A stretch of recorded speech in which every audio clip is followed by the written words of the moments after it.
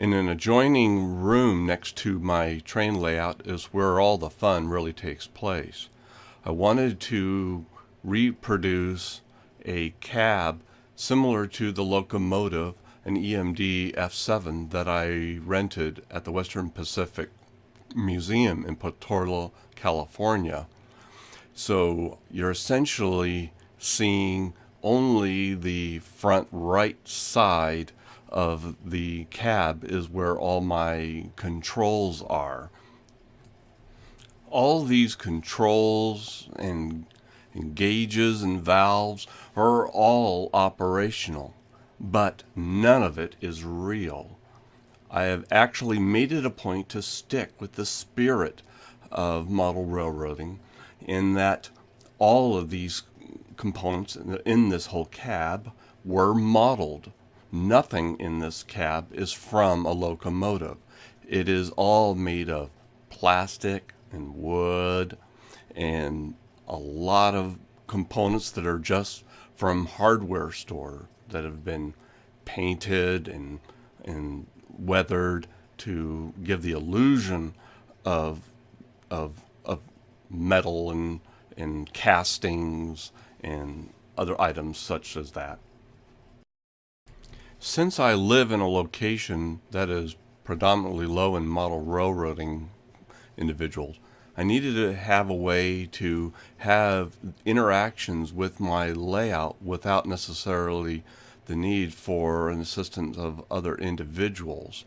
So I came up with this radio concept that enables me, without leaving the cab, to have interactions with the activities of the layout. And this includes, switching, and even instructions on, where to go, when to stop, all through the use of the headset and the different radio channel selections. At the end of the day, this cab is nothing more than a throttle, hence why I titled it the Ultimate DCC Throttle. There is a single DCC cable that goes between the cab and my layout. At the heart of it is what I call the master physics computer. Essentially what it is doing is reading the sensors, controlling the outputs based off of numerous simulation physics to make sure that the locomotive on the train layout only operates as if it was a real locomotive. Connected to it is the radio and operations computer.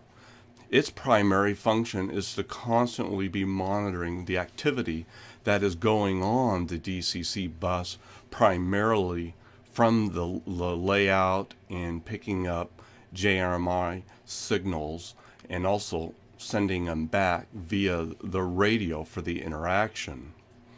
Based off the activity goes to a sound effects computer system that not only produces sounds effects, but also the effects that are not heard, including the multiple vibration transducers.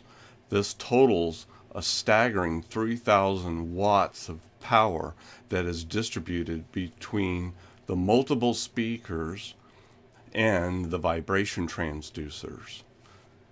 To see where I'm going, I have the HDMI video receiver that then funnels through a new video effects computer that enables me to overlay video effects prior to it going to the large 48-inch flat panel screen that is right on the opposite side of the locomotive window, capturing what the camera it sees.